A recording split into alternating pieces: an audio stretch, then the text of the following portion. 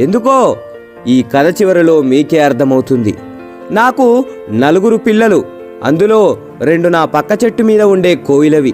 కోయిలకు గుడ్డు పెట్టడం మాత్రమే తెలుసు, పిల్లలుగా మార్చడం తెలీదు. కానీ మాకు గుడ్లు పెట్టడం, వాటిని పొదిగేయడం, బిడ్డలుగా మార్చడం మాత్రమే కాదు, వేరే తల్లి బిడ్డల్ని మా బిడ్డలుగా కంటికి రెప్పలా కాపాడడం కూడా తెలుసు. ఆ రోజు ఆదివారం, జోరున వాన, బంగాళాఖాతంలో వాయుగుండమంట. ఎవరో 2 చెట్టు కింద మాట్లాడుకుంటుంటే విన్నాను. పిల్లలేమో ఆకలి అంటున్నాయి. కర్మ కాకపోతే ఈరోజే చెత్తకుండిలో డ్రైనేజ్లో ఏమీ దొరకని పరిస్థితి. ఒక పక్క పిల్లల్ని చూస్తుంటే కడుపు తరుక్కుపోతుంది. మనసుకు దెబ్బ తగిలితే ఓర్చుకోలేని శక్తి మన శరీరానికి ఉండొచ్చేమో కానీ మనం ప్రేమించే వాళ్ళకి దెబ్బ తగిలితే ఓర్చుకునే శక్తి మన మనసుకు ఉండదు కదా.